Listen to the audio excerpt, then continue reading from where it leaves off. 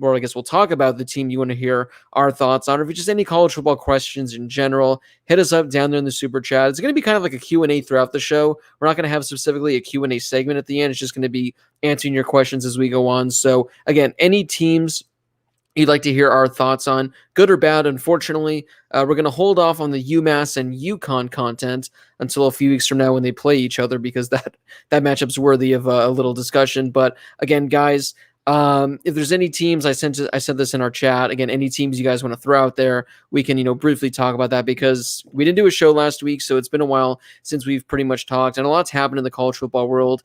As Josh said in the chat earlier, next week it's week 4, so we'll be a third of the way through the season, or a fourth of the way through the season, but a third of the season's a little more of a sample size. But I thought I'd kick this off because this is kind of the one that was number one on my mind, and that's Clemson.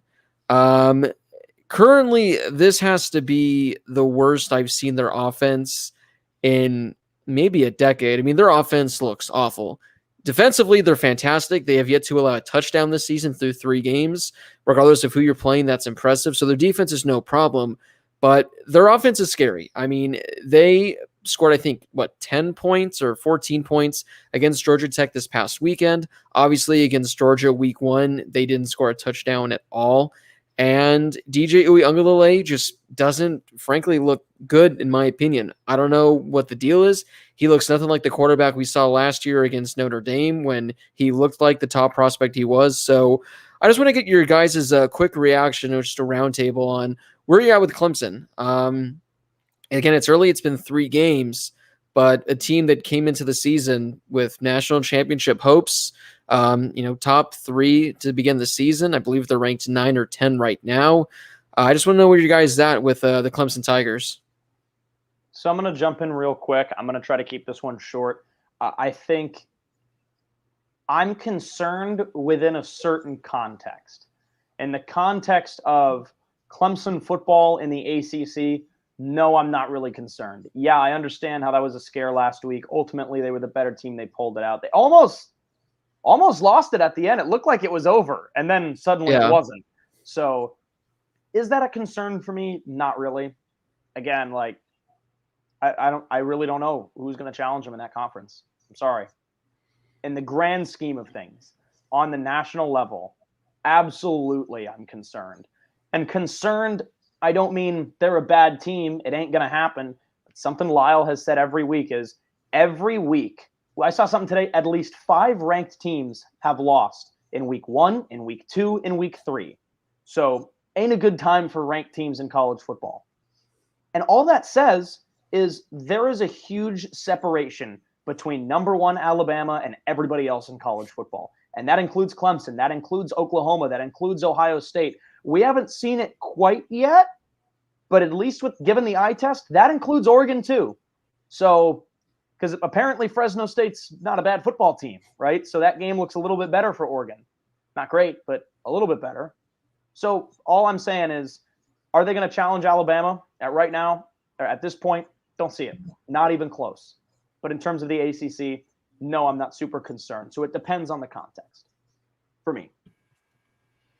I think that's well said. I mean, I think that it's probably right that I don't see what ACC team is going to take them down. I mean, North Carolina's look pretty suspect. Miami's look suspect. And then there's a big drop off after that. But yeah, and in terms of the grand scheme of things and their national level of contention this year, I don't see how you could make an argument for how Clemson at this point through 3 weeks of the season can really threaten anybody. I mean, I know they haven't given up a touchdown on defense, but they've also scored 17 points on offense in the 2 games in which they played Power 5 schools. And that includes 3 points against the Georgia team that hypothetically you could see again in the college football playoff if they both got there.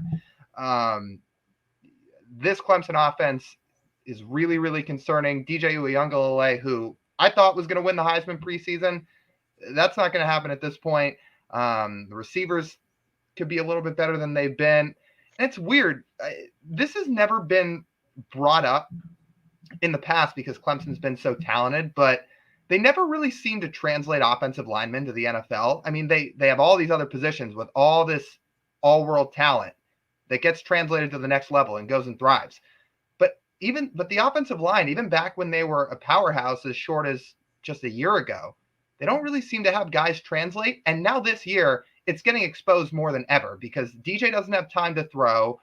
Nobody's really stopping anybody at the line of scrimmage. And I think it's been one of the handcuffs of this offense is plays can't develop. So I think there's a lot of reason to be concerned about Clemson. And I think this week against Georgia Tech, where they only put up 14 points against the team they should have beat by a lot more than that, is cause for concern. That's a good point, Lyle. And I've always been a big proponent of, your quarterback can make great plays, but you need to have a solid offensive line in front of them to help those plays develop. And you nailed it. That's what we have not seen from this Clemson team is a solid, consistent offensive line for them, throughout this season thus far. And so I think it's one of the things where they were so reliant on a quarterback who was in the limelight, able to make every single play possible, that they're not a bad team. They just aren't as good as they have been. They're still a good team. It's just you're not going to get the 60 points every week like you got with Trevor Lawrence and all the offensive weapons that he had. So I think they're still a good team. I think they're just obviously taking a major step back from what they had when they had, a generational talent like Trevor. Yeah, the thing about Clemson, looking at their schedule, they're going to be fine in the ACC. I mean, this upcoming weekend might be their toughest matchup, maybe the rest of the season. They're on the road at NC State. But after that, I mean, their conference schedule is pretty bad. Maybe at Pittsburgh, because that always seems like that's one of those games where Pittsburgh is always, that team that kind of plays upset, but they're going to be fine the rest of the way. But in regards to the college football playoff, it's going to be interesting to see some of these other teams, how they are the rest of the season, because even if Clemson is a one-loss team, they win their conference championship over, a 8-4 North Carolina, a 8-4 Virginia Tech, something like that. Will that be enough? Will they have enough, on their resume to potentially get into the college football playoffs? So interesting to see, because again, their defense looks fantastic. Again, they haven't allowed a touchdown in 3 games, but yeah, just something's up with the offense. I don't know what it is. The fact that we're talking about it now means they're probably going to come out and beat NC State 65-10 this week. So we'll have to wait and see, but interesting thoughts on that. All right, guys, I'll throw it to you now. Again, you guys can a team that you're concerned about that's been underwhelming, a team maybe that no one's talking about enough, a team you think is a potential sleeper, like I said, to either make some noise for the college football playoff or potentially in their division, just so I can throw it up. I see Josh has it in the private chat, so while Josh introduces them, I'll work on the graphic right now. Your mic's off. Your mic's on. So it's a team that I was pretty low on at the beginning of the season, and actually had a pretty big hot take for, and that's Michigan. And I've been very impressed with the product that Michigan has put on the field these last couple of weeks. Granted, they got a blowout win over Western Michigan. Granted, they have a blowout win over Northern Illinois, who's not the NIU team we've seen. It's been a while, but say 5-6 years ago. And then they also beat a Washington team 31-10, a Washington team that everybody thought could challenge in the North this year, could challenge Oregon. Oh my God, was every single person in the world wrong about Washington? They are horrible. But you know what? Michigan's winning these games. And I said they were going to lose 7 games this year and miss out on a bowl game. I actually like the product that they put on the field. So look, yeah, they're not beating any really good teams right now. I know I see the comment here from Kevin Phillips, the most recent comment that says, Michigan will choke. Don't trust them, guys. I'm not saying trust them, but I like the product they put on the field, because at this point, look, they've got more talent than the teams that they're playing against. They should be winning these games, and they are. And I think that's what it comes down to, is not only is a win, but they've blown out everybody they've played. And that's, I think, something that, I was going to mention something about ASU a little bit later. It's something that USC fans complain about every year. It's things that Alabama fans, for whatever reason, have room to complain about. And it's that, you want to blow everybody out regardless of who you're playing, right? And Michigan should be, because they have talent. They have more talent than the teams that they're playing. Sometimes that's not reflected in the final score or the box score or whatever. But bottom line, they've got the talent and they're winning these games in the ways that they should be. So I'm not saying Michigan's not going to lose 7 games, if they do, it would be an unreal collapse after starting 3-0 going into Big 12 or Big 10 play. But I like what I've seen so far. Brady, you can take the next one because I've got two, and I don't want to step on anybody's toes. You go ahead. I'm doing some math on mine right now. Okay. I mean, Josh talked about Michigan and more on the side of they could actually be a good team rather than a fraud team. And I think two teams we kind of have to talk about are everybody's favorite annual number 4 seeds come the college football playoff. And that's both Notre Dame and it's Oklahoma, because both these teams have been unbelievably suspect through 3 games. I mean, we talked about Oklahoma when they won by 5 points and almost lost to Tulane. Then this past weekend against Nebraska, I mean, they win by 7 points and it was 7-3 at halftime. So an Oklahoma team that prides itself on offense, and they can't put up more than 7 points against the Nebraska team, who the Sooners are superior to by a lot. And they just kind of fell flat on their face through the first half. So there's obvious cause for concern there for a team that's supposed to kind of have their offense be the bread and butter of their team. And there it is against the Nebraska team having issues. And then Notre Dame, I mean, we didn't have a show a couple weeks ago when they barely squeaked out a win over Toledo. And it wasn't like a couple years ago when they had that 8-point win against Ball State, because that's a similar opponent, and it was early in the season. But that Ball State game, they were up by like 2 or 3 scores most of the game, started playing prevent, and Ball State scored like a last-second touchdown. Not that they should beat Ball State by 8 points. They should win by a lot more than that, but that did happen. Where this Toledo game, I mean, they were going to lose had it not been for a miracle drive against the non-Power 5 team at home to save themselves in the final minute of the game. And then against Purdue, I mean, they looked okay. They didn't look great. And I think a bad loss is coming for them, like, pretty soon. And it's obvious how much turnover they've had just from they lost a bunch of guys on defense. They lost their defensive coordinator. They lost their whole offensive line. I mean, it's just clear, like, they're not as good as they've been in years past. And I think when you look at their upcoming schedule, they've got Wisconsin upcoming. They've got Cincinnati upcoming, among others. Like, I think a bad loss is in store for them. So those are two teams that I think there's some pretty obvious red flags around. I'm going to go with a team that's surprised me in a good way. And I actually listed them in my hot take at the beginning of the year. I said Rutgers would go to a bowl game this year for the first time since 2014. Yeah. Last season, Rutgers scored 300 total points. 300 total points. Through 3 games this year, they have scored 120 points. Almost half of what they did all of last season in 3 games this year. As it says below us, Rutgers is back, baby. Back, in air quotes. Rutgers is a decent football team again, baby. I like it. That's all I got. All that matters. What's that? Decent's all that matters. Decent's all that matters right now. Yes. Decent's all that matters. This is actually a good transition into the topic I wanted to bring up next.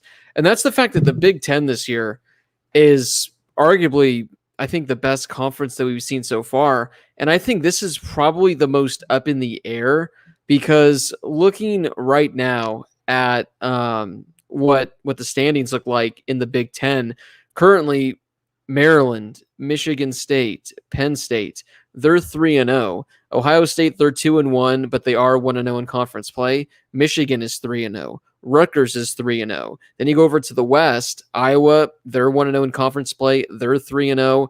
And, well, it's looking pretty much like the rest. It's going to be Iowa. Maybe Wisconsin's able to come in at the end. Nebraska did look kind of impressive, but there are a lot of teams in the Big Ten, especially in that East Division, that is going to be fighting for one of these spots in the Big Ten title game. But guys, looking at all these teams that I just mentioned, obviously Rutgers is probably going to fall off unless they're in fact legit. I don't think Maryland's going to stick around for the most part, but these are a lot of good teams that are, exceeding expectations so far. And I don't think it's like it's been the last decade where this is Ohio State's conference. Maybe a team might hang with them just a bit. I think Iowa's legit. I think Penn State's legit. I actually am, the more I think about it, buying into this Michigan team being legit. I don't know if you guys saw this. I think I saw it on Twitter somewhere, but on ESPN, how they have like the matchup indicator, like the percentage thing where it puts the two teams together and, has all that stuff. And it currently has Michigan as the favorite against Ohio State right now.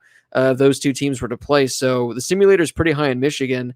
So what are your just overall thoughts on this Big Ten conference kind of being so up in the air? Because like I said, I think Penn State, Iowa, Ohio State, I think those are playoff contenders. And if Michigan's able to keep this up, if Michigan gets into the college football playoff, that would be something. But what are you guys' overall just thoughts on what the Big Ten's been doing so far through the first 3 weeks of the season? Yeah, I think they're the best conference in football right now. And I think early on, obviously the Pac-12 was getting a lot of attention in terms of the most teams ranked and the most potential contenders in their conference and things like that. And I think that it was not already written off to be Ohio State's conference in the Big Ten. But I think everybody predicted them to win, and it seemed like a lot of people, and just from a Pac-12 standpoint, I'll say, even though a lot of people were talking about Pac-12 teams, it seemed like everybody had a different winner, and I think that's what makes it exciting, and the Big Ten did not have that. It was still pretty much everybody chalking up one team to win. And now it seems like this is a pretty wide open race. I mean, obviously it would have been anyway, but now it really, really seems like that. So I definitely like what the Big Ten's been doing, and this week we've got a few decent matchups for some teams, and obviously I think the most Big Ten style matchup we see this week includes an independent school at Lyle. So I'm looking forward to that one. But yeah, I like the product we're getting from the Big Ten schools. I already said that I kind of like what Michigan's doing, even if I'm not totally sold on them. But Iowa looked good. Penn State's looked really good. Ohio State's pulled out some wins. Michigan State with a big win last week. And obviously Minnesota's been kind of weird, but I think they're all right too. So you got a lot of teams in the Big Ten. So yeah, I definitely think it's the best conference in football right now. I think you're seeing the most consistency across the board for all these teams too. The Pac-12 has gone so up and down. It's been a roller coaster every week. The ACC, North Carolina loses in week 1. Clemson loses in week 1. And since then, North Carolina's really high, but Clemson's winning and is looking really bad. So I don't know. Everybody else seems all over the place. Right now, the Big Ten seems really, really solid across the board.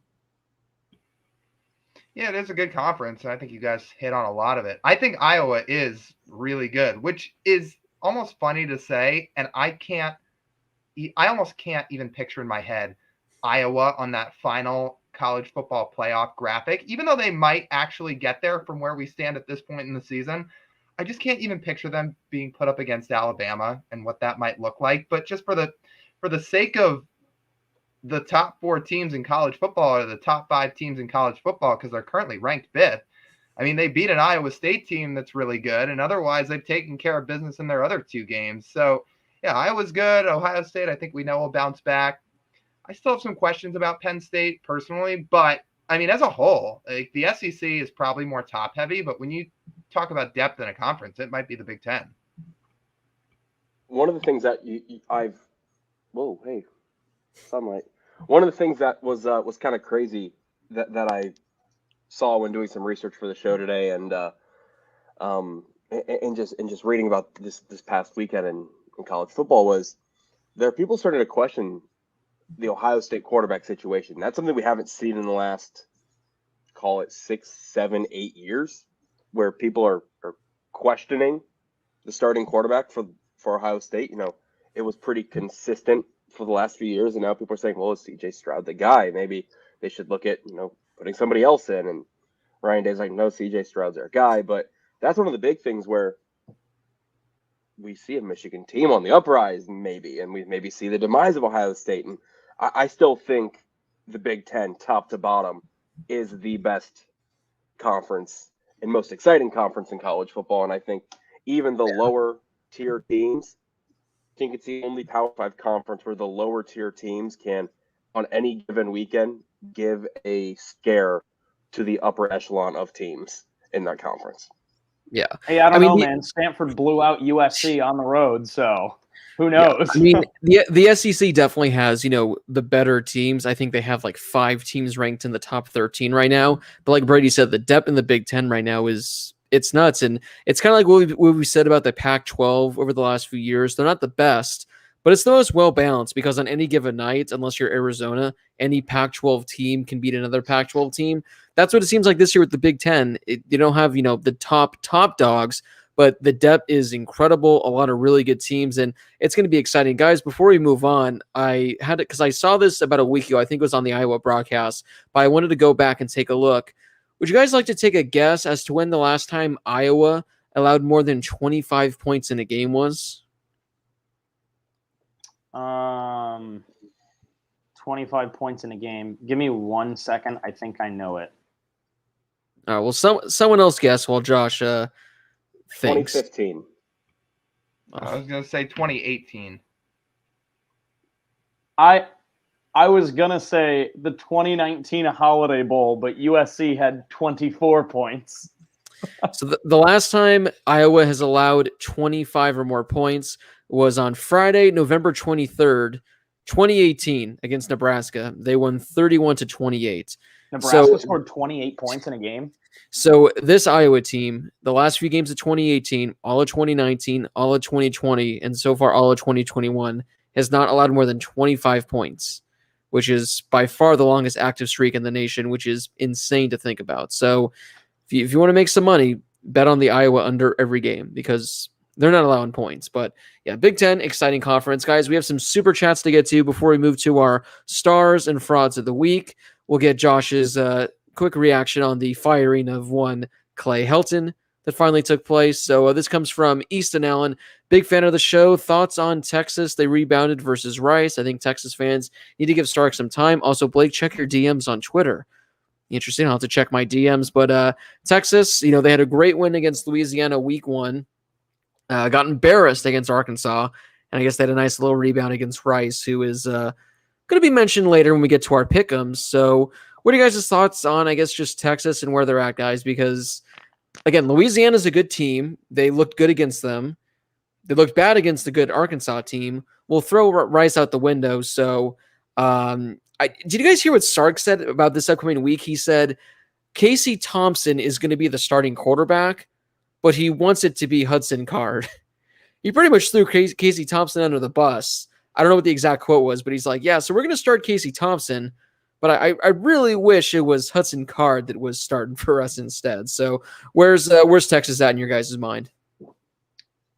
I think he's right. I think I got to be honest. I thought it was a little bit of a weird hire. I wasn't super sold on it. I wanna like Sark as a head coach, but in regards to him being a head coach, it did not go well. Coordinator, he's awesome, one of the best in college football when he's a coordinator. But did not have success at USC, did not have success at UW. I think he's right, though. I think Easton Allen's right. Let's pump the brakes on all the anti-Sark stuff already. It's been 3 games, okay? So give him some time. I do think he's a good coach. He needs a little bit of time for that to work out. He recruited pretty well at USC. He took UW, even though, look, like this is really good for UW. It's not good for literally anywhere else. He took an 0-12 team to being consistently 7-5 or 6-6. Like, that's not amazing. That's a pretty big turnaround, though, in a very short amount of time. So I'll give him that. But he could never really get over the hump, right? Texas is a big-time program. He's going to recruit well, especially with all this new stuff, with all the contracts and the paying the players for certain sponsorship deals and things like that. That's going to bring Texas back up to the forefront of being a big draw school, like USC, like Michigan, schools like that haven't been able to compete with Clemson and Alabama for a really long time, right? Give them some time to do that, right? Had the head coaching job, didn't work out, circled all the way back around, and now he's a head coach at a big school again. Give him some time, see what Texas can do. This year, like I said in our preview shows, I think they're right there in the Big 12, but they're not the best, and they're going to need a few years with Sark. Still got the best running back in the country, in my opinion, in pure talent and potential, but they're not there yet. So give them some time to get there, and Texas will probably be back eventually. Yeah, he's got a lot on his plate for this season. He has to replace a 4-year starter who was really good in Sam Ehlinger. I mean, he has to replace a lot of talent in general, and he's got to put his own twist on his own team. Like, we saw what he did with his play calling at Alabama, but when you have a new team with new players, you need some time to adjust. I think he'll be fine. And I think he's far enough away and enough time has passed since his previous 2 head coaching stints where he's learned enough, both under Nick Saban and elsewhere, that he can really land on his feet this time. I just think it's going to take more time than 3 games. I also agree. I thought Sark was a good fit to start the year. And I said, he could be one of the best newcomer coaches or a coach of a new team this season. I still think that he will be for this season. I think he's got the talent and the experience as well, like Josh said. But I think they got to give Sark time, like Lyle said as well. Replacing a 4-year starting quarterback, something not many teams in college football have to do, and Texas is one of those teams that did have to do that. So it's a tough adjustment. I mean, it's going to be exciting to see. I mean, they got Texas Tech coming up, TCU coming up. I believe both those teams are undefeated right now, still undefeated in the Big 12. And then they got Oklahoma the second Saturday in October, followed by Oklahoma State, another undefeated team. And so they have a lot of tough matchups coming up. So in a few weeks, I think we'll have our answer on this Texas team. But they need to figure out this whole quarterback situation. Either stick with Hudson Card, stick with Casey Thompson, but I mean, Sark's going back, he's going back and forth, and I don't think it's smart.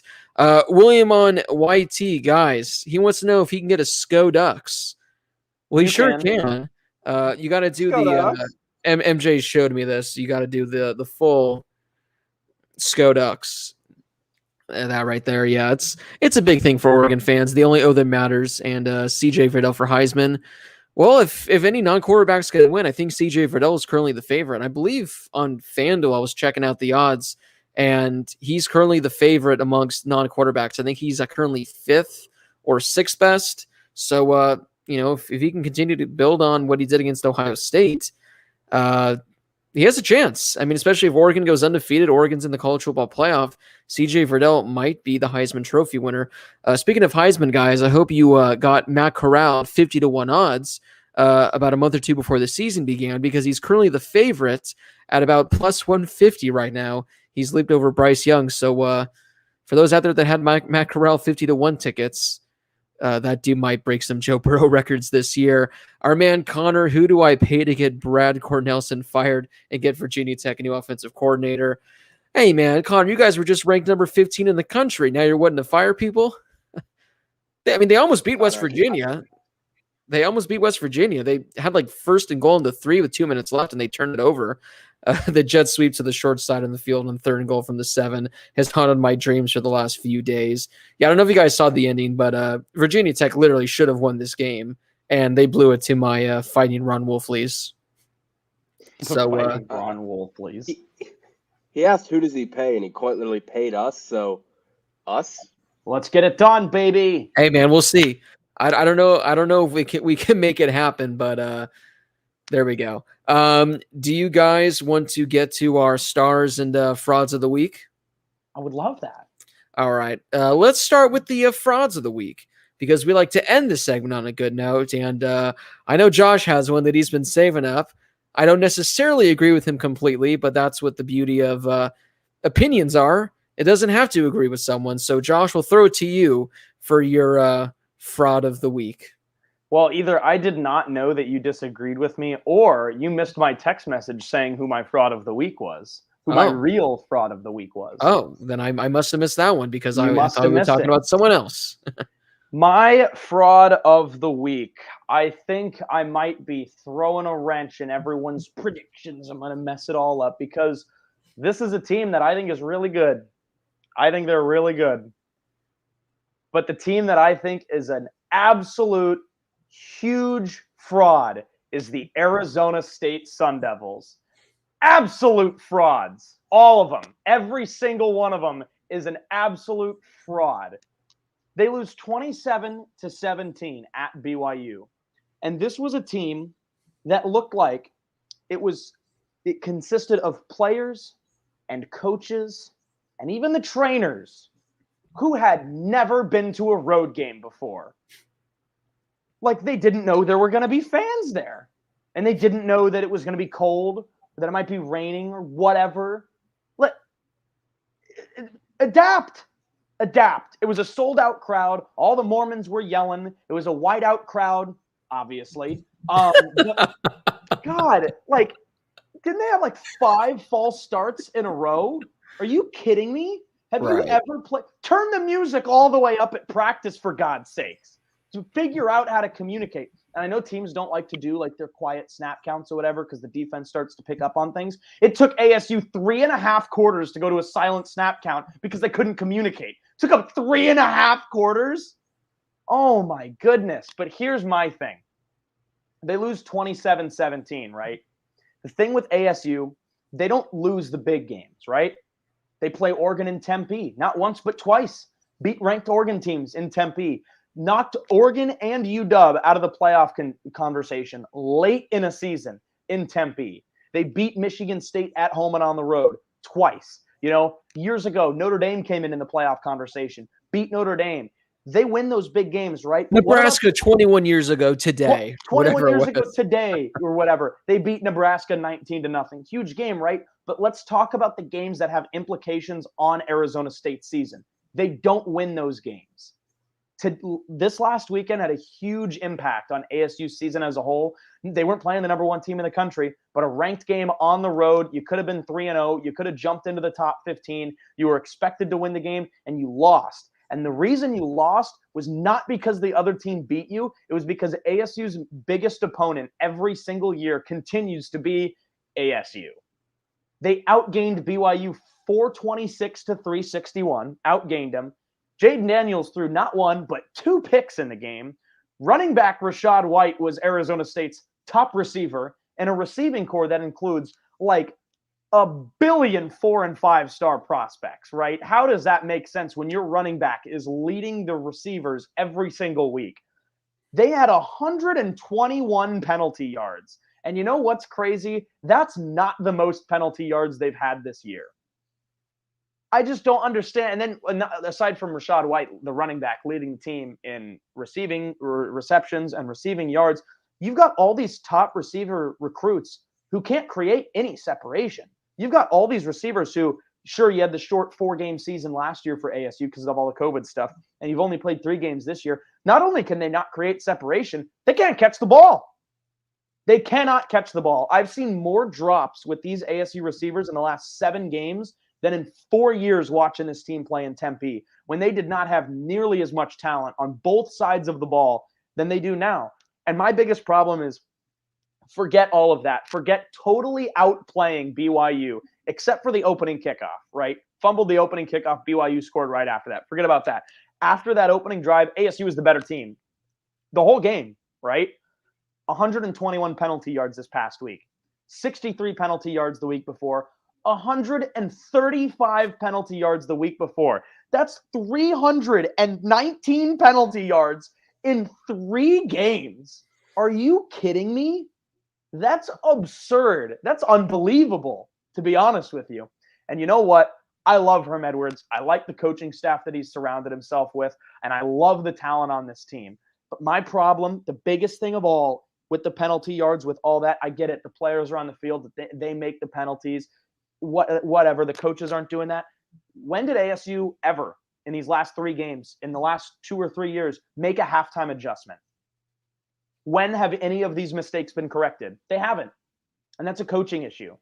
Michigan fans complain about that with Harbaugh. USC complained about it with Clay Helton. Texas fans complain about it with Sark, and then with everyone they've had before. I mean, they've been complaining about it since, Tom Herman, Mac Brown, whatever. Penn State fans have complained about it with James Franklin. No one has said a word about Herm Edwards. Love the guy. I think he's a great coach. I think he's got a great staff. But it's about time that somebody criticized him, and I finally saw it this weekend. Someone needs to criticize the coaching staff for not making adjustments, for not having the guys ready to play, for not limiting the mistakes that the team makes in these big games. It's been 3 years, 4 years now, and I've yet to see it. So I hope this is a wake-up call for them, because that was a winnable game. It was a game that they should have won. It was a game where they were the better team, and again, they beat themselves. And it might be a cliche to keep beating yourself every week. It's every week. ASU's biggest opponent is themselves. Every single game. And you know what? Here's another thing, and I've been guilty of this in the past too, but saying, hey, at least U of A lost to Northern Arizona, that's a loser's mentality. That's a loser's mentality. I've been guilty of that. I have heard that so many times in the last 4 years from ASU fans that they're still why is the University of Arizona, why is that the measuring stick to U of A team that you have beaten convincingly 4 years in a row, the team that has the longest losing streak in the FBS, right? Why is that the measuring stick? Oh, at least they lost. Who cares about U of A when you've got all this talent, when you've got this stacked coaching staff, when you're finally like 2 deep, 3 deep at every position? Win the games you're supposed to win and stop beating yourselves. It's been like 4 years. All right? ASU, you're a fraud, and I hope you prove me wrong this year, because with everything going when everything else going on in the conference, UCLA losing at home to Fresno, USC firing their coach after 2 games and getting blown out at home by Stanford. Who knows what's going on in the North? Don't know what any of those teams are doing. Utah's been losing. Their quarterback just transferred after 3 games. This is ASU's year to do something, right? With all the talent they've got before the NCAA brings down the hammer. And this is how you're playing games. It's unacceptable. Well, I'll just say, since Josh just went 7 minutes on why ASU is the fraud, we'll just let him sit back for a few and take some air, because he went in depth. I will say one thing before Lyle goes. I would like to see Herm just show some sort of emotion just once, because I don't know about you guys, but maybe the camera just never shows him. I don't remember him on the sideline ever just kind of like losing his mind or flipping out over anything. Like, there's penalties and they just cut to him and he's just, kind of a blank stare, not really caring. If there's like a penalty, I never see him like really going at an official, yelling at players. So maybe the camera's just not catching it. I just can't recall a time that Herm has just kind of lost his mind for something. So it'd be nice to see your coach. That's what Antonio Pierce is for. That's what Antonio Well, Pierce and is for. I was gonna say, he kind of has to balance out the decibels due to their tenants next door and their head coach. All right, so I just wanted to give my 2 cents. Lyle, I'll throw it to you for your fraud of the week. I might just jump on the train here with Josh here with ASU and keep it short, because we've talked about a lot of teams with Oklahoma, with Notre Dame, with Clemson, in terms of teams that are frauds, and I think that covers a lot of it. So to just jump on this for a quick second, I think the most frustrating thing, well, not just that they beat themselves, and I don't know if Josh brought this up, but they were penalized even more than what goes down in the stat book. Like, there were, I think, 20 flags thrown against them in this game. Like, you could not have beat yourselves any more than that to be penalized 20 times in a game. But I think the most frustrating thing is kind of what Josh said at the end, that this is really the year that the doors open for them to do something special, between other teams playing down to their, like, other teams having down years and ASU finally feeling like it has the talent it needs. With this is Jaden's 3rd year. Herm's been here long enough. He's racking in high recruits, a bunch of 4-star guys, and you've got 2 great running backs. Like, it feels like this is the year they can finally make some noise. And after that game on Saturday, it just kind of felt like, you know what? I was wrong. They're going to be 7-5 or 8-4 again. And that's what's frustrating, because they can be so much better than that. But from what we watched on Saturday, it did not feel like they're going to be. All right. I'm not going to sit on this bandwagon. You guys are bandwagon. I'm not going to sit on this train that you guys are on. Excuse me. I'm going to go with something that I thought about doing as a star of the week, but I'm not going to switch to my fraud of the week. And I have a photo of it as well. Mine is the architectural integrity of the IU football stadium. So if you look closely at this, you see this photo. That's the IU student section. Great time. That white line across the middle, that's a bleacher that the fans ripped out of the stands and were like holding up above their head. They ripped out a bleacher from the stands. Our good buddy Griffin took this photo from the press box. Yeah, he got some pretty good traction on it too. He did. It got Bleacher Report. It got quite literally Barstool. I got a notification. Bleacher Report said this is quite literally the first and only time we are doing our actual name, and it is reporting on bleachers. So my fraud of the week was the architectural integrity of IU Memorial Stadium and ripping out the bleachers. My star of the week was going to be the IU fans for packing the student section. But I was going to say that's a pretty big turn right there. Yeah.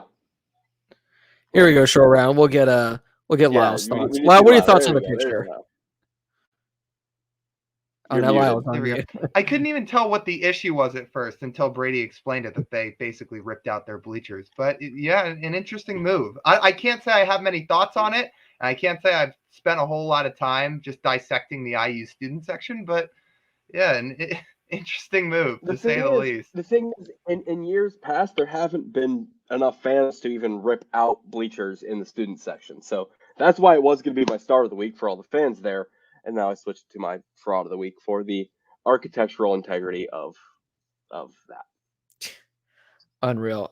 I heard something about it, but I didn't see a photo or know necessarily what it meant. But hey, man, the worst part is they end up losing the game. So you ripped out the stand or the bleacher for no good reason. But hey, people were excited in Indiana. My fraud of the week. I'm not going to harp on Arizona State, but guys, my fraud of the week is the entire Pac-12 conference. Before the season, we had our hot takes. And I said that the Pac-12 would finish the season with the most ranked teams. Well, at this rate, we're going to be lucky to finish with more than 2, maybe even more than 1, because as of right now, after just 3 weeks, guys, there is one team that's 3-0. One. And this is with all these teams playing FCS teams, community colleges, local high schools, Bishop Sycamores, and one team is 3-0.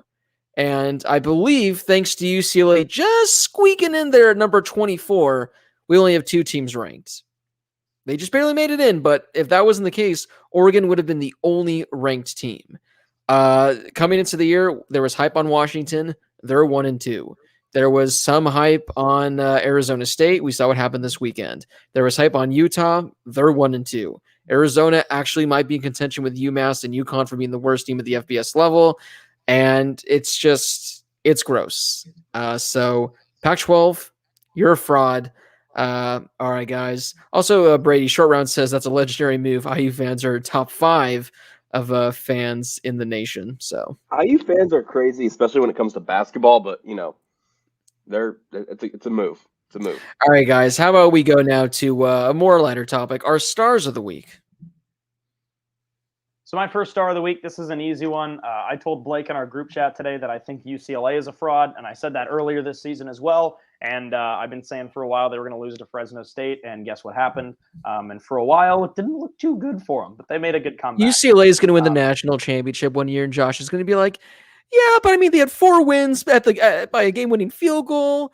You know, they win. Like, that's what, if they win, they win. But if they're beating bad teams and like Josh will be like, ugly 30-point wins, like, they'll be like, but UCLA wasn't the better team on the field that night. They just got lucky. I don't think so. I think you're complaining about him going for too long. Let him say his damn star. Yeah, complains about me and then turns around and like throws out all integrity I have on the show. So that's cool. My star of the week is Jake Haener, quarterback for Fresno State. And I think that we were talking in the group chat, like there were a few people could have gone with some other quarterbacks. But like, Jackson Dart was really good for SC when Slovis got hurt. Matt Corral was really good. But for me, Jake Haener was just impressive. 39-53, 455 yards, only threw 2 touchdowns, but they were 2 really, really big ones at the end of the game. I mentioned Jackson Dart, and he looked really good for USC. Down the stretch at first didn't look great. Jake Haener was quite literally throwing darts on the field. There was no arc to his passes. They were bullets across the field for touchdowns. And this is all after the dude gets laid out throwing a game-tying touchdown. UCLA went down to take the lead, and this dude came back in with, I haven't seen any reports yet, but what I thought originally was several broken ribs, and led Fresno State down the field in 40 seconds to beat UCLA with this awesome game-winning touchdown drive. There were guys that might have had better stats than him this week, even though he had 455 yards. This is an unreal performance from Jake Haener. Super impressive, and I think maybe the University of Washington might be regretting not playing him as their starting quarterback after the last couple of years, because he was originally at UW. So Jake Haener, unreal game. That's my star of the week. Fresno State beating UCLA with Jake Haener injured and winning the game for him. Yeah, I was going to bring that up too. That I think Washington might be regretting letting him go, considering who they've got out there at this point. And Well, didn't also who transferred to UCLA? Because they had another quarterback that transferred this offseason to UCLA, right? they had another 4-star that left. I mean, was it Jake Sermon? He went somewhere else. I don't know if it was UCLA. Yeah.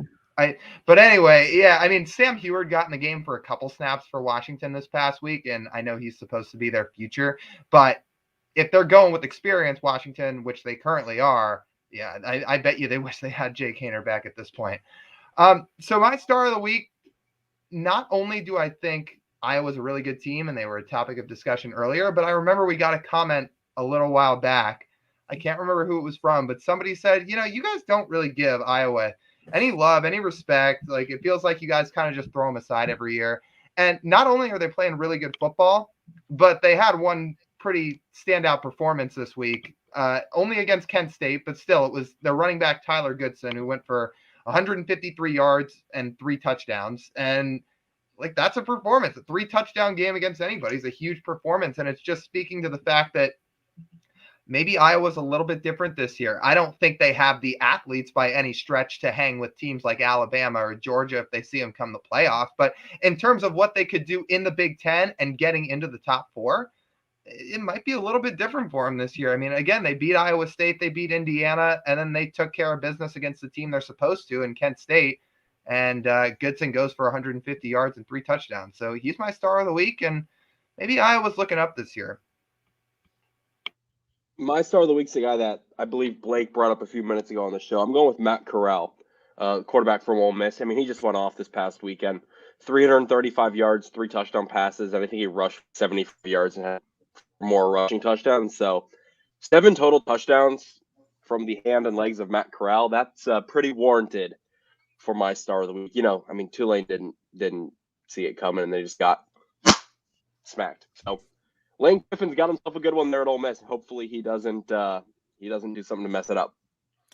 Well, after Josh, what the hell is happening? After Josh claimed Jake Haener for his star of the week, I did claim Matt Corral, but I will let Brady have it.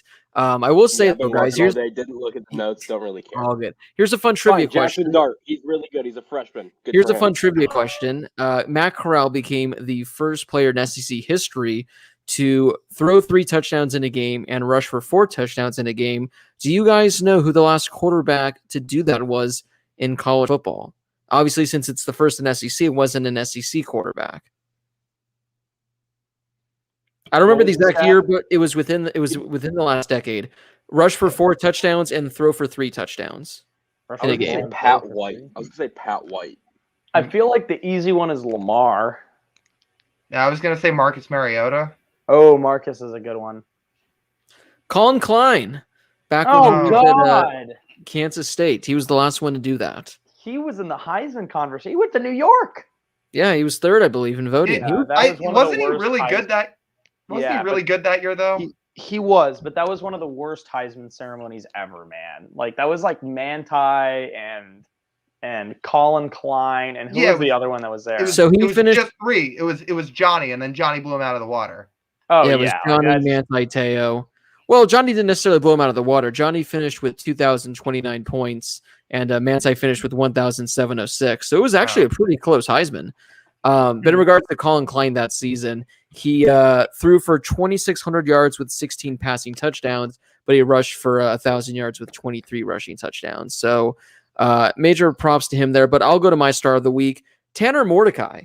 This was a guy that's been sitting at Oklahoma the last, I think, 3 years as a backup quarterback. Never, started a game. I think he may have gotten limited action, if anything. Started at SMU for the first time this year. Threw for 400 yards, 5 touchdowns this week through a game-winning Hail Mary. SMU's 3-0 guys, and he currently has the most passing touchdowns in all college football with 16. The next closest has 11. So assuming SMU plays in their conference title game and goes to a bowl game, he's on pace for 70 passing touchdowns. He's on pace for 64 in just a 12-game season. So this is a guy, I don't know if he'll get to 64, but Tanner Mordecai keep an eye out on him. So those are our stars of the week. We are going to have Josh briefly talk about a topic for a couple minutes, because then we'll have about 15 minutes for a Q&A, 15 minutes for our pick'ems to wrap up the show. So Josh, we'll throw it to you because Clay Helton, a guy that he's defended, he's supported, over the years. Well, he gone. All it took was a loss to Stanford as a 17-point favorite at the Coliseum. So, Josh, like I said, we'll give you 3 minutes. You have until 6:24. Your initial reaction to it. You've had some time to let it marinate, and just overall, like what your view is on the Clay Helton tenure during his 4 or 5 years while at USC. Yeah, and I'm curious to see what you guys think about this too. So I'm going to keep mine super short, but and like you said, it kind of marinated a little bit. We didn't do a show last week, so we've obviously had a full week now to kind of follow this and see what USC is doing. But I think when it first happened, I thought, all right, that's a fireable offense, right? My problem with it is, well, here's the thing. I'll start it off by saying this. I think that's a fireable offense, losing to Stanford, someone that I think most SC fans and across every sport would consider to be a pretty big rival outside of Notre Dame and UCLA. But ultimately, I liked Helton. I think he was a good coach. I don't think he's a great coach. I think that he's going to have success anywhere else he goes, and I think he was a really good coordinator. And ultimately, the recruiting was going fairly well for him. My problem with it is how it was done. If you were going to fire your head coach 2 games into a season, you should not have brought him back at all. And I think that's a huge botch for USC.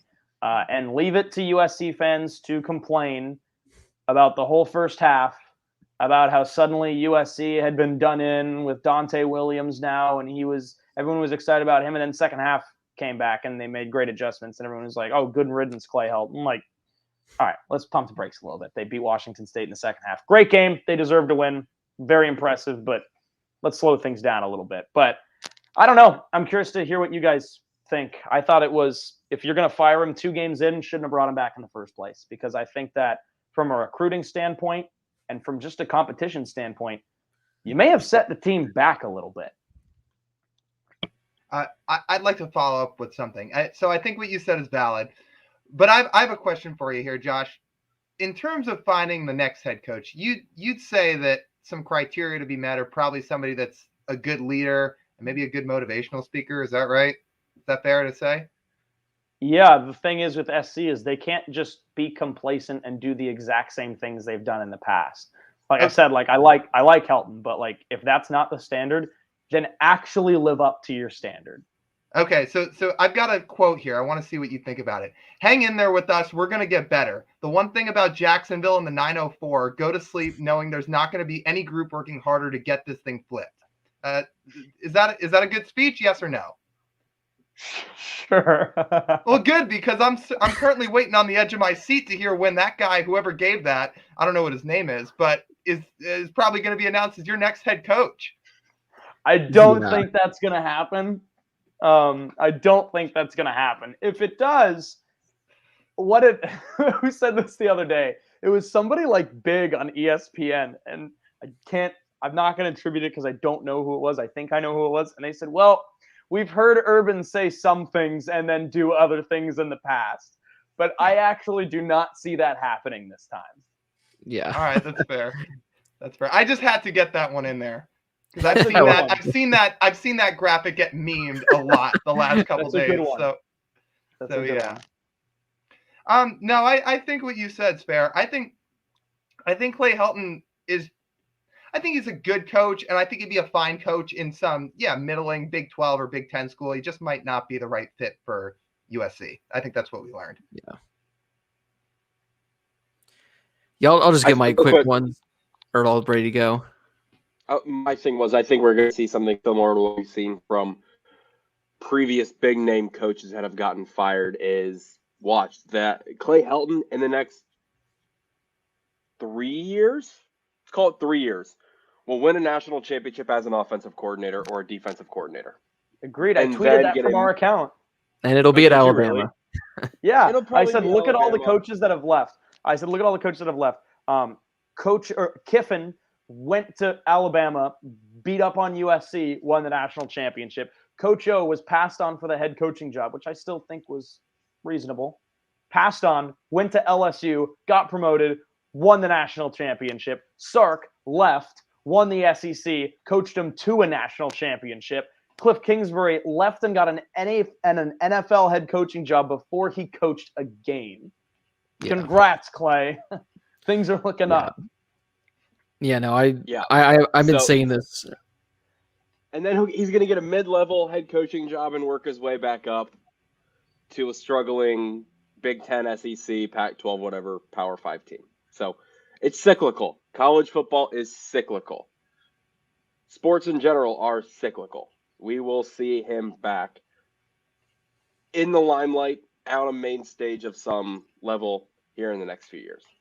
I think it was the right decision, not the right time, but say lovey. It was something that should have happened a year or two ago, but if you stuck it out this long, don't do it after the third game of the season or the second game of the season because you lose, because it screws everything up mid-season. Now all of a sudden recruits are going, what's going on? Write it out. If you're, like I said in our text, 3-7, then you can fire him at that point. But firing him 2 games into the season, and I said this, I forget if I sent it to you guys, but if Stanford ends up going like 9-3 this year and they're actually a good team, then it just makes SC decision look that much more dumb, because now they're 2-1. Their one loss of the season was against a pretty good Kansas State team that's currently ranked. So maybe Stanford wasn't as bad as we thought. So, all right, guys, time to ask us your college football questions. Real quick. I don't think the Scott Frost plan works out. So, watch, Clay Helton could be the head coach of Nebraska next year. Exactly. Exactly. All right, guys. So, time for our Q&A. So, whatever college football related questions you guys have, let us know in the chat down below. If you guys have any questions, topics, concerns, dreams, aspirations, anything you want to hear our thoughts on, you guys can also donate to the super chat. Pops up in a nice shiny color. Lyle likes those shiny colors. We'll read it. We'll answer your question. We'll talk as much as we can. We'll answer your questions for about the next 15 minutes. Then we'll wrap it up for 15 minutes doing our pick'ems. Guys, the first one, this is a super chat that comes in from Brett Hermson. Thoughts on Western Michigan? After they lost to Michigan in week 1, they've won 2 in a row. They went on the road, beat a pretty good Pitt team at Pitt. I think it was like 44-41. I can't remember the last name of the quarterback. I know it's like Caleb Ellaby, Western Michigan's quarterback. He had was the highest returning QBR among all quarterbacks from last season. So they have a solid quarterback. They have a solid offense. Again, they lost week 1 to Michigan, but what about the Bronx? A few years ago, I think they were like a 12-13 game-winning team. Are the Bronx back? Is the Bronx burning? Yeah, so the quarterback's Caleb Ellaby. He was like a all-MAC first-teamer last year. They're pretty good. I like some of the wins that they've had after the big loss to Michigan. And like you said, beat Pitt. Pitt's a team that beat Tennessee. Ergo, Western Michigan Broncos are better than Tennessee, which I don't know if that's saying too much at this point. I got to tell you one thing about Western Michigan. I'm pretty sure, at least according to ESPN and Google, their primary logo is now just a brown and yellow version of the Washington football team logo, and it is absolutely horrific. So I will like the football team's logo, actually. I think it's kind of a meme, but I think it's pretty good. Western Michigan, man, I just don't like that. So go back to what you had before. That was cool. Yeah. I don't know what they're doing. I don't get it. Yeah, when I saw them when they were playing Michigan, I was like, this is literally the Washington football team logo, just it's now brown and gold. Guys, we're going to go to Twitter right now to answer some questions. Again, if you want top priority, go follow us on Twitter at the HHShow_, and we'll answer your guys' questions. The first one comes from our man, Andrew Coster. Does this season feel a lot like 2007? Through the first 3 weeks of the season, guys, we have had the most ranked teams lose. I forget what the exact number is, where it compares to other years, but 3 weeks into the season, we've had the most teams lose. A lot of people like to say 2007 was like the craziest / best college football season ever. It's when every top 5 team was losing on a week-to-week basis. So what are your thoughts so far 3 weeks in on all these ranked teams losing? I'll jump in on this. Go ahead. Really? See, I was going to jump in on this first. I guess in the sense of ranked teams lose it. Well, in terms of the chaos that ensued in college football that year, it could be comparable. But I feel like there was teams that year that were a lot better than most of the teams that are coming out and showing what they've got this year. I think that's the biggest difference, where in 2007, it was fun, it was exciting, it was legitimate chaos, where this year, it just feels like there's one good team compared to everybody else. Like, it just seems like most of the other teams that are trying to catch Alabama are just not even in the same stratosphere. Yeah, I don't want to totally change my opinion, but I think Lyle's spot on. I do think it's very chaotic. I think most of that chaos, though, is coming from just teams being disappointing, where that 2007 season there were a lot of really good teams. I mean, at the end of the year, you legitimately had like 5-6 teams that I think could be in contention for going to the national championship and didn't. And it was because of some of those weird late losses, or that there was that one week, like week 6 or 7 or something that season. There were like 10 or 11 ranked teams that lost, and that's insane. So I don't think it's that crazy, but I think it's mostly because they're just more disappointing teams this year. Right. All right, guys. Our next question comes from Almost Always Football Blog. How much longer is PJ Fleck staying in Minnesota? Over under of 3.5 years. I'm not saying he gets fired. I think another school is going to go after him. So he's setting the over under at 3.5, guys. Is he there longer or shorter than that number? It's a good question. It's a tough question to answer because I think that he has absolutely elevated Minnesota football. Is it enough for him to get promoted to a bigger job? I don't know. And that's something where maybe you look at the Tom Herman impact at Houston, elevated Houston football, did get a bigger job. I don't think Cincinnati and Minnesota are in the same conversation in terms of like where they should be, for example. But Luke Fickell has done an incredible job at Cincinnati and deserves to have a bigger job. But I don't know. It's a tough question. I'll say under the 3 years. I'm going to go under. I don't know how it's going to end, but I'll go under. I'll say over. And the reason being, I think he needs to have more than one elite year to get recognition from other schools and essentially get a promotion to a better school as a head coach. Just because they were great in 2019 when they were 11-2, but they weren't so great last year. They lost to Ohio State already this year, and we'll see how the rest of 2021 pans out.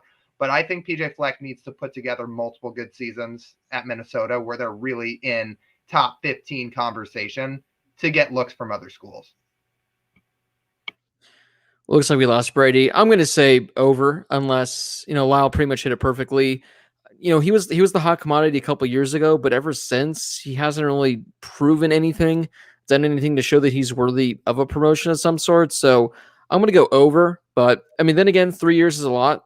A lot can happen in 3 years. Again, just 2 years ago, we were all against Minnesota. I was the one that just went ride or die with them, and that paid off. So 2 years ago, they were a 12-win team. Maybe 2 years from right now, they'll be a 12-win team again competing in the Big Ten, but we'll have to wait and see. Brady, before we move on, are you taking over the under?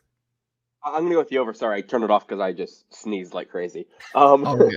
I'm going with the over. I think people in Minnesota really like PJ Fleck, and I think he's got it. I know it's weird for a coach to have their own following, but I think PJ Fleck does have a following, does have the appreciation and praise from his players and the school. So I think over of 3.5 years. All right, guys, we got time for one more question on Twitter. This comes from Fire John Donovan. If 2010 Cam Newton was on UConn's current roster, would they win a game? Yep. Yeah, Cam Newton's like arguably the greatest player in the history of college football, or at least his one season was. They would win a game if he played for UConn. One more time.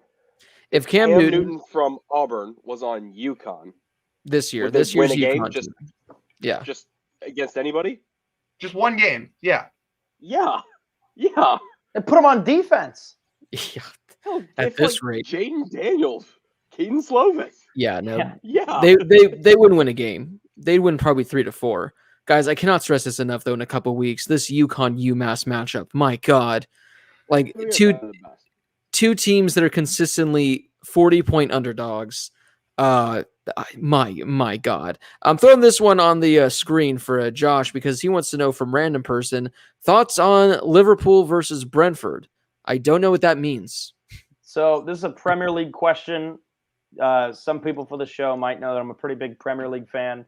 My new roommate, Braden, who you guys all know from school, I'm going to try to get him into the Premier League because he's a big Ted Lasso fan too. I like Liverpool this week over Brentford. Not sure if you're a Pool fan or if you like the Bees. I like Liverpool over Brentford this week. I don't like Liverpool. I'm a Man United fan myself. Woke up at 6 a.m. on a work trip when we had morning practice to watch Man United this past week. So I'm a United fan, but I like Liverpool in the game. But go on United. He's here. He's there. Mm-hmm. Where else? He's every bleeping where. Speaking of UConn, guys, Short Round says a hypothetical, my personal favorite. Hypotheticals and combos, those are my two loves. Alabama versus... Wait, really quickly, that showed up on my time hop like 2 days ago. You saying combos. Combos. But go on, Alabama go versus UConn on a neutral field. Alabama minus 75.5. Who you taking?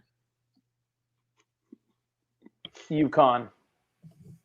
UConn covers. I don't know. I mean, Alabama just beat a ranked Miami team in week 1 by a ton. And I think UConn is like 100 steps worse than that.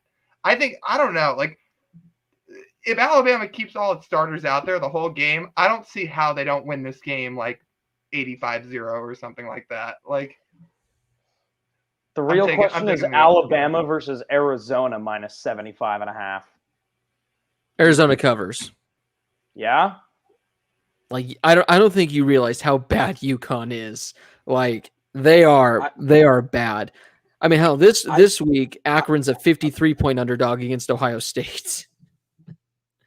And I think Akron beat UConn. Well, in NCAA football 14, back in like actually 2014 when I played this game, I played as UConn. And we were pretty good. So that UConn team against this Alabama team, I'm going minus 75.5 for UConn. Here's what's going to happen. UConn will cover because Nick Saban will take his foot off the gas when they're up like 56 because they paid UConn like $1 million to come play them.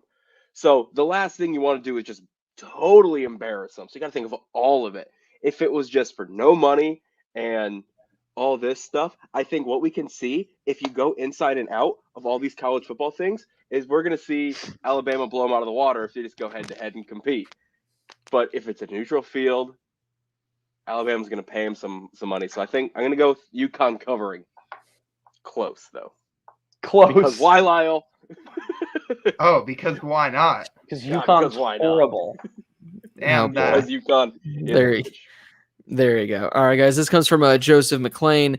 Who does Michigan have to beat to be considered legit? And is there any chance with Ohio State being somewhat suspect that Michigan can beat them? Who do they need to beat to be considered legit? First of all, they need to just keep winning games. Hey, man, they're playing 3-0 Rutgers this week. I think the question is very simple. Rutgers is the team that they need to beat.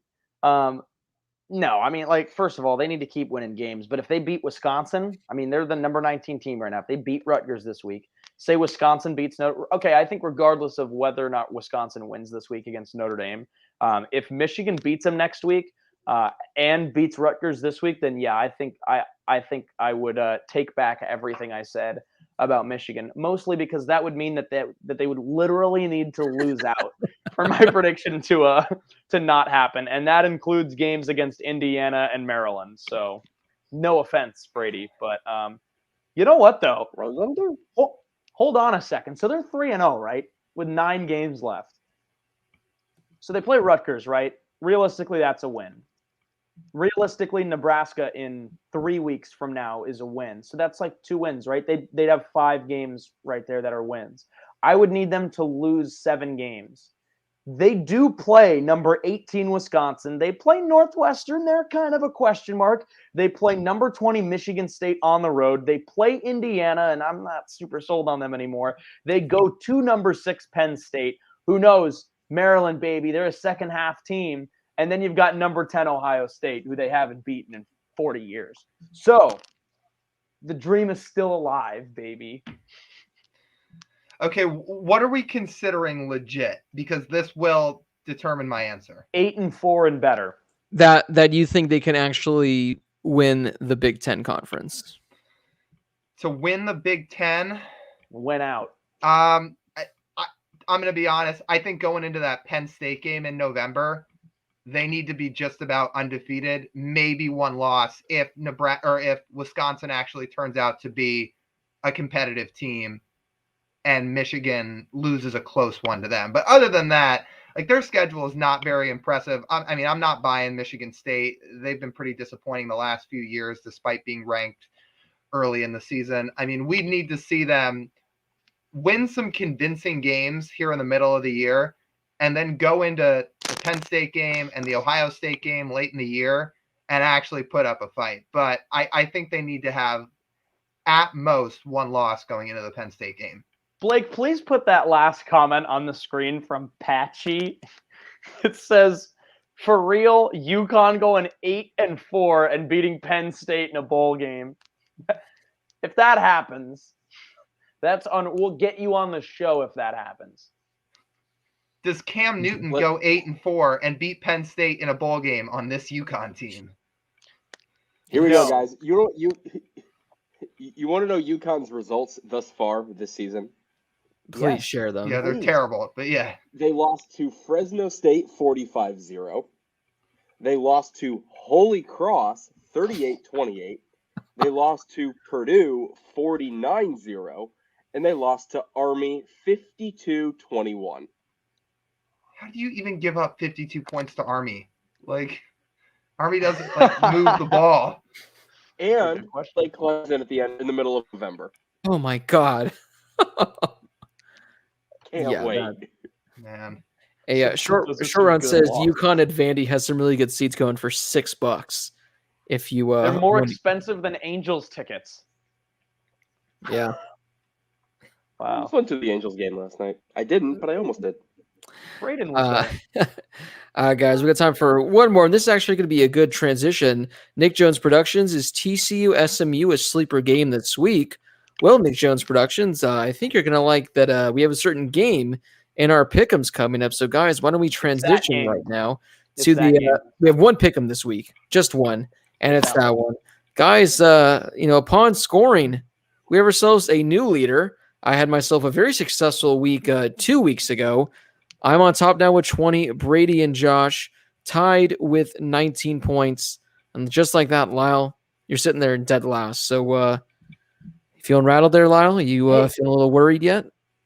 Yeah, I've got a big deficit to climb out of. I have a question. I feel like we've only done 2 shows, actually, so that's not bad. Yes, sir. I was going to say 20 points as our leader through 3 weeks is probably not very good, is it? Yeah, we've only done 2. So. Okay. I was going to say, these are not very good scores at all.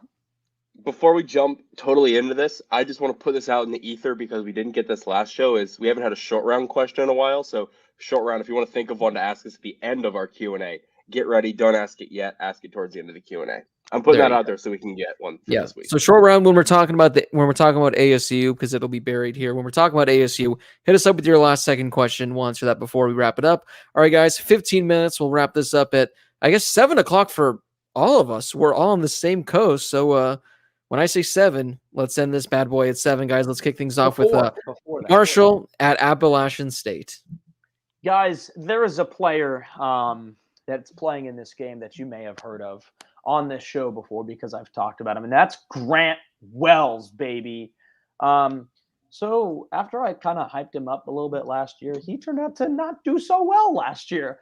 But that curse is over. Grant Wells, he throws a lot of picks, but he throws a hell of a lot of touchdowns and for a hell of a lot of yards. So I'm taking the Thundering Herd, baby, over App State, which was the game that earned him my star of the week last year. I believe that was our first ever star of the week was Grant Wells, mostly because I'm pretty sure I just went first that week, as I usually do in our rotation. That's been like that for 5 years.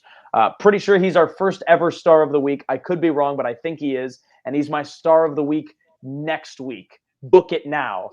Grant Wells and Marshall. We are Marshall. Marshall. I feel like now I have to go against this pick. Plus, I got to make up some ground. So I'll take App State.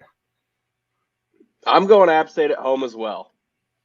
Yeah, we're gonna have a nice little three-way sweep here with App State. Sorry, Josh. You guys are going to look like idiots next week. Ever since Grant Willis had that game last year in which he threw like 6 interceptions, I just could not trust him. Before we move to our next game, guys, we had a quick super chat that comes in from Captain Spartan 04. Roundtable, guys, how long before Louisville is a constant top 20 team? I'm saying 7 years. Depends what you mean by constant, because I would say a couple of years ago they were pretty consistently a top 20 team. If we're talking in the future of college football, never. I don't think they are consistently a top 20 team every single year ever.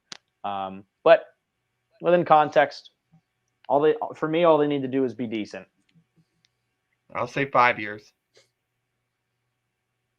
6.5. Getting close to mine, Brady. All right, guys. Wake Forest at Virginia. I'm taking the Wahoos in this one. I got Virginia. Yeah, I got Virginia too. Virginia as well. Captain Raw, hopefully you're in there because your Wake Forest Demon Deeks are currently undefeated. They're 3-0. But Brennan Armstrong, low-key at Virginia, I think he threw for like 550 yards this week with 5 touchdowns against North Carolina. They lost by 21 points, so not so much. But he had quite the game. So I'm gonna go with Virginia in this one. All right, guys. Liberty at Syracuse. I said this, I think, last week or the week before, whenever we did our show. Used to have tons of friends at Syracuse. They have all graduated. So I will no longer be picking Syracuse for anything since they're all gone. I've got Liberty on the road in the Carrier Dome to beat Syracuse. Nah, I'm going to go 3 home teams in a row. I'll take Syracuse. Come on, I'm jumping on the road. I'm jumping on the road back. I don't know. I'm picking Liberty. Yeah, Liberty. On the road. Malik Willis, he didn't put up Matt Corral numbers this week, but I believe he had 6 touchdowns last week against Old Dominion. He might have 7 this week. I'm going to go with Liberty on the road. LSU at Mississippi State. So I said, surprisingly, Max Johnson's numbers against UCLA were not horrible, despite one of the worst quarterback performances I've seen to hit wide open receivers in a really long time. His numbers look pretty good right now.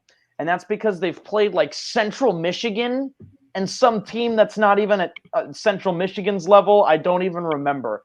Mississippi State 1,000% deserved and should have beaten Memphis last week. I'm not even going to get into it. The refs handed Memphis that game. And I mean that, and you can take that to the bank. I do not care about either one of those teams. And Mississippi State had that game stripped from them by the officials. I'm taking Mississippi State at home. I still think LSU's a fraud. I think they're a decent team. I don't think they're winning this week on the road. Oh, man. Between Josh and I, somebody's going to be really right and somebody's going to be really wrong at the end of this week. I'm going to take LSU. I think Kayshon Boutte has a huge game. I don't think Mississippi State's all that great. I don't think either of these teams are that great, but I'm going to take LSU. Winning a high-scoring, close battle. Same thought as Lyle. I'm going LSU on the road. I think they need a road win to get back on track to what they were at a few years ago. So I'm going to LSU on the road. Mississippi State low-key has been good this year. Josh was right. They got kind of robbed this week. They should be 3-0. So I'm going to go with them in this one. This is an interesting one because I think Josh tweeted this on the HH Show's account today. Missouri at Boston College, a game probably you don't care about, but might be a little interesting because it's something a coach said. Yeah, so first of all, Missouri's coach's name is Elia Drinkwitz. So that is a top-notch name right there if I've ever heard one. Elia Drinkwitz. He came from App State. And he basically said today he would rather play a non-conference game in the South and like whatever than go up to Boston College. And he's like, when was the last time we've ever even signed anybody from the great state of Massachusetts? First of all, it's a Commonwealth, Elia. It's not a state, all right? It's a Commonwealth. So anyway, other than the fact you don't know what you're talking about, you're just giving BC kids bulletin board material. And also now what Massachusetts kid is going to want to go down to Mizzou? So In any other situation, I might have taken Mizzou. But this week, with all that bulletin board material up in the Commonwealth of Massachusetts, Elia, I've got BC by 2 touchdowns. Take it to the bank. I mean, I don't know. Jurkovic's done for the year at Boston College, and I know they're trying to figure out the pieces as they go. Or if he's not done for the year, he's done. He's out for the year. Yeah. Okay. I was gonna say it might have just been. They said a significant amount of time, but yeah, I'm gonna take Boston, or I'm gonna take Missouri, just because. I don't know. I think the quarterback play might hamper Boston College a little bit, but I think Boston College is going to come out hungry for reasons Josh talked about.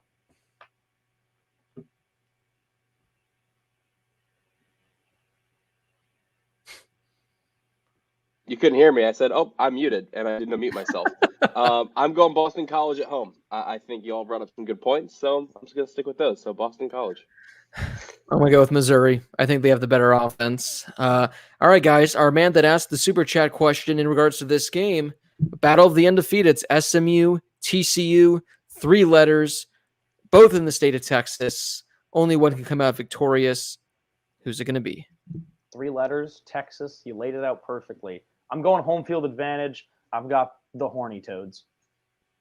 Yeah, I got TCU. Oh, man, Josh said the word horny toads, and I just can't get it out of my head. So, Frogs, baby. TCU, horny toads, man. I'm all for it. Yes. I'm staying on my star of the week, Tanner Mordecai. I think he has a great game. I think he's going to let it ride. So I'm going to go with SMU with the upset in this one. All right, guys, let's try to rapid fire through about 5 or 6 of these games before we get to some of the big ones. Boise State at Utah State. Boise. Yeah, Boise State. Boise State. I like Boise State, but don't sleep on Utah State. They're a 10-point underdog at home, even though they're 3-0, but I like the Bronx. UTSA at Memphis. Memphis should not have won last week. They should win this weekend. They will. Yeah, I'm taking Memphis. Memphis in that cover. I'm going UTSA with the upset. They're a sleeper for the group of 5s this year.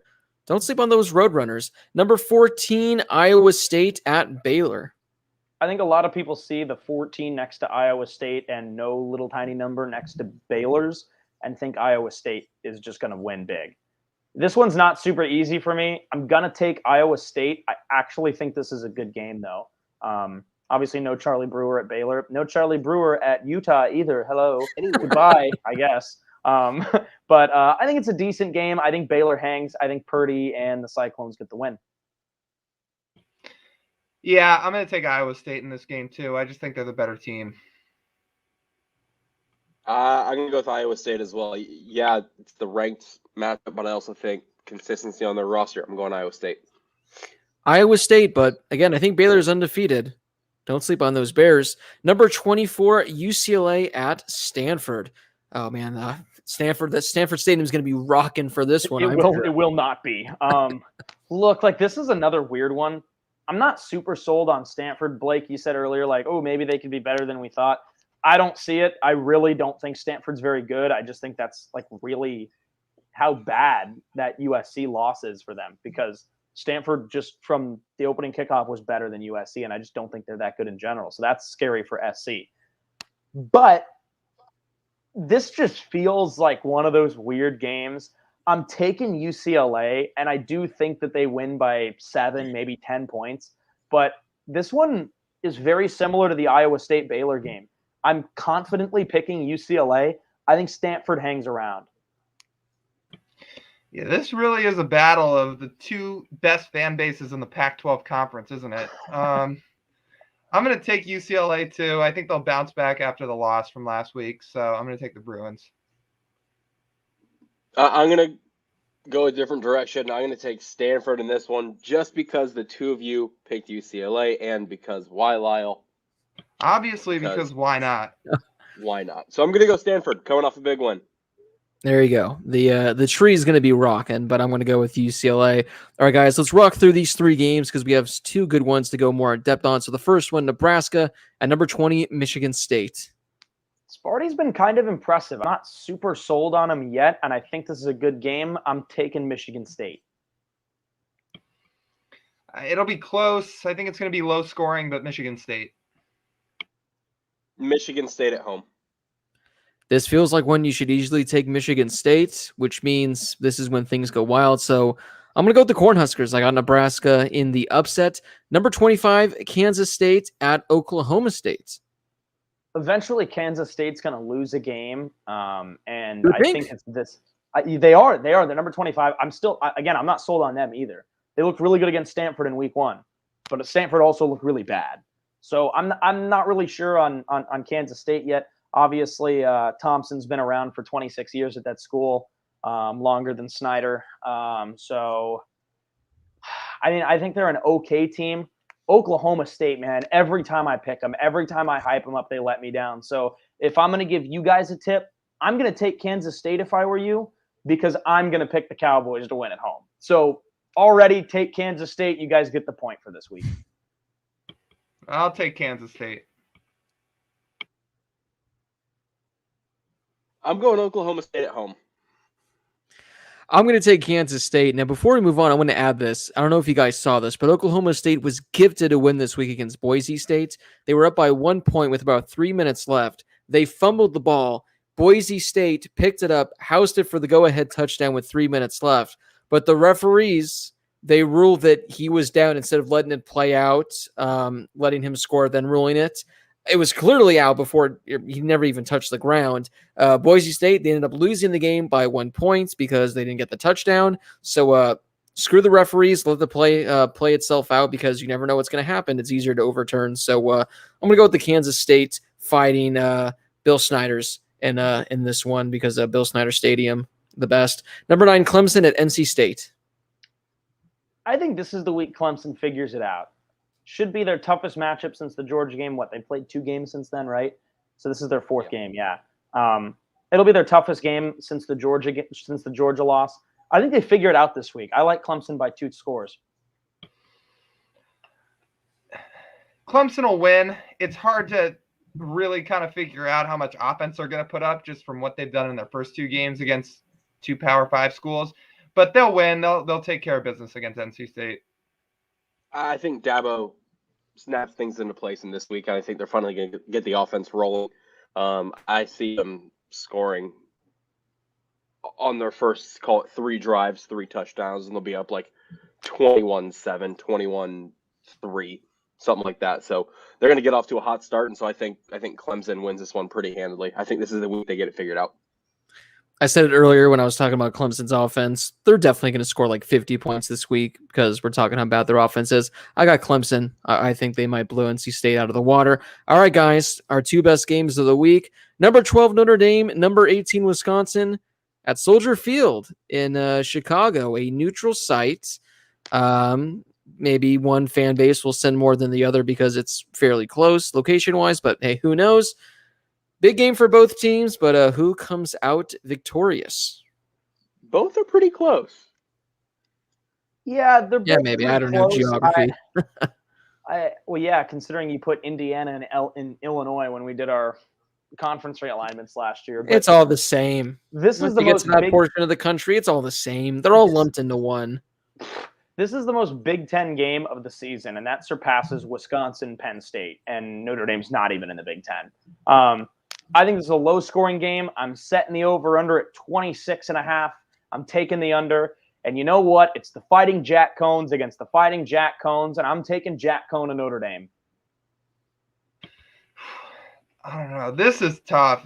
Neither team has looked impressive by any stretch. And again, just between what Notre Dame did against the Florida State team that clearly wasn't that great, a Toledo team we know is not good, and a Purdue team that's okay. I said that one of these days they're going to have a bad loss, and part of me kind of feels like it's going to be this week, because outside of Kyle Hamilton basically playing out of his mind for 3 games, there is not a lot to like about this team. So I think I'm going to take Wisconsin, quote unquote, at home, I'm going to take Wisconsin to win this game. So here's how this is Lyle. going to go. Lyle's not super high on him, right? He said that a couple times. Not super high on him. They're going to lose a game. There's one game where Lyle has a little bit of doubt, like, like they might actually lose this week. So he takes them to lose. Then Notre Dame wins convincingly. And then next week, for the first time this year, Lyle is convinced that Notre Dame is going to win. He'll pick Notre Dame, and then they'll lose. That's what I'm predicting. And they play Cincinnati after this week. So, so I think big win this week for Notre Dame. Lyle gains a little bit more confidence, and then we all pick Notre Dame next week, and they lose. Calling it now. Lyle, is Jack Cohn starting this week? Is he? Well, is he playing? That's been the one other nice thing to see is that Buckner's finally started to get some snaps. But the only thing is they basically don't let him throw the ball. So I think they're going to kind of just continue to split snaps like they have been. Which and you know what? Against... How fitting is that Notre Dame playing at Soldier Field is going to take the Chicago Bears method where they take their better quarterback, put him on the field, and don't let him throw the ball for an inferior quarterback to throw the ball. Yeah. So I think they're gonna split it. That's tough to do when you're going up against a top 20 team. That's tough to do. I'm going with Wisconsin as well. I think they handle it at Soldier Field. The Jack Cohn revenge game. Yes. He faces his former school. He's going to wake up ready to go and probably throw about 2 or 3 interceptions. And I think Wisconsin wins by about 10 points. Notre Dame, back-to-back tough ones between this and Cincinnati. They definitely lose one of the two. It's just a matter of which one are they going to lose. This one, guys, I kind of just feel like is the sneaky, keep your eye on game of the week. That's number 7, Texas A&M, going on the road and taking on number 16, Arkansas. I'm just trying to be very, very cautious about Arkansas because I think it's awesome that they're good. I think it's awesome that they're ranked. I really want to pick them, but I'm not seeing it. After the close one against Colorado, A&M looked pretty good. So I'm gonna go with the Ags. I think this is gonna be a decent game though, and I'm not necessarily hoping Arkansas wins, but I'm hoping Arkansas plays really, really well and gives us more reasons to talk about them as the season goes on. But I'm taking the Aggies. Yeah, I'm going to take Texas A&M too. I know Arkansas beat Texas, but we had a conversation earlier about, at this point, how good is Texas? And I think A&M is a superior team. I think they're going to take care of business and win this one. Agreed. I think Texas A&M gets it done. I think Short Run just brought up that it was in Dallas. So I think A&M gets it done. I think A&M gets the win, but I think Arkansas puts up a decent fight. I think what we saw them do against Texas was pretty impressive. So I'm not going to say it's a blowout, but I think A&M wins. Here comes Blake to take Arkansas. No, I'm just why in the hell is a SEC versus SEC match? Oh, actually, no. I might be wrong. Isn't this matchup always at Jerry World for some reason? I'm thinking about it now. If Short Round or anyone in the comments, they can confirm this. I feel like Texas A&M and Arkansas actually play each other every year at Jerry World because Jerry Jones went to Arkansas, right? If I got that correct. Yeah, and for some reason, and they wore the Jerry Jones, like, well, it was supposed to be for Jerry Jones or the whatever, but they wore like uniforms that mirrored here we go. The yeah, so I forgot about this, that it's always in Dallas. I personally don't like this, the fact that it's an SEC matchup at a neutral site, but considering this is at Jerry World, I feel like it's going to be a lot of Texas A&M fans. I was kind of considering Arkansas just because I did think that they had the home field advantage, but since this is neutral, I looked it up. I think the spread right now is 5.5 for A&M. I think the Aggies, I think they hammer Arkansas. I think Arkansas is legit. I think they're decent, but man, 5 points, neutral site. Give me the Ags. Go Ags, as Josh says. All right, guys, worst of the worst to teams that haven't won a game yet. Texas Southern at Rice. Guys, let me just tell you real quick. I am hightailing it to some random hole-in-the-wall Mexican joint down the street after this to get some Taco Tuesday tacos with my roommate Braden. Last week we went He got 2 margs. I got 1. We each got 4 tacos. So that's 8 total. Guess the bill real quick. Lyle. $19. Oh, $26. What'd you say, Lyle? $22. Blake, a little bit too low. That would be unreal. But still, $24 for 8 Yeah. tacos, 3 margs. Fantastic deal. Good food right down the street. I'm going, and you know what it might come with? Rice and A beans, side of rice? baby. I'm taking rice. Yeah, I'm taking rice. So, Josh, you say that. That was going to be my setup, too, because for lunch today, out here in Long Beach, found a small hole-in-the-wall place, had a burrito loaded with Rice. rice, beans, chicken, ground beef. I did double meat, onion, cheese, sour cream, tomato, avocado, onion. We It got was to wrap delightful. this up. I'm hungry now. Like my burrito was today. Wrap it up like that. I'm going rice. I'm trying. I'm trying right now to see even if there's a potential line on this because I'm interested to see who's just even favored in this game. And I think this game is so bad, there actually isn't even a line for it. So Rice is my favored. my God. The ESPN matchup predictor has Rice at a 98.2% chance of winning. Well, if that's the case, I'm going with Rice. I was gonna take them anyway, but I'm going to go with them right there. Short says my burrito will be loaded with Texas Southern. All right, guys, we've got time for one more, the final one. Colorado at unranked Arizona State. Holy hell, I literally cannot figure this out. Also, you know how I said that Rachaad White was the leading receiver last week? He literally is ASU's leading receiver on the season with 15 catches and 117 yards. That's terrifying. That's not good. It's not good. I'm still waiting to hear what ASU is going to do running back wise because Chip Trainum was out last week.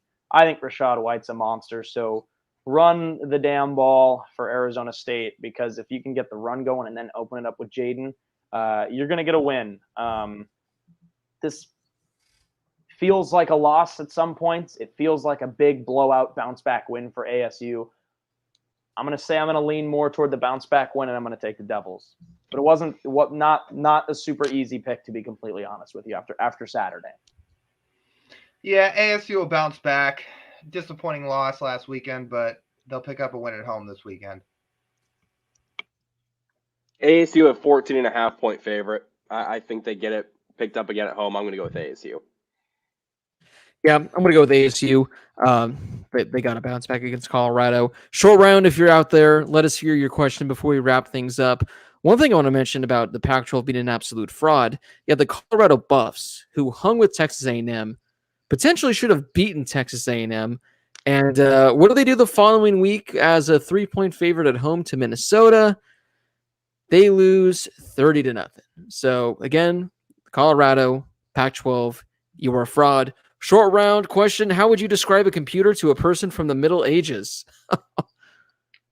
I would say that it is a box with, they wouldn't know what a projector is. It's a box. It displays an image that if you wanted to look at it, sometimes it wouldn't actually be right in front of you. So it would display an image that could essentially show anything you want and store information. It is something that is used in our daily lives, that it is useful to all. And I think that's the best I could do, right? I guess the best I could do is you want to know the answer to something, use this and find out. Use this, find out. Oh, Brady, your There's message actually read my mind. there's a decent response in there too, in the a comments. box that section. emits light that makes an image, says a random person. Look at this.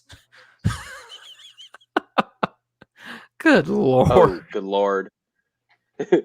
Alan says it's a mega book picture. I like that.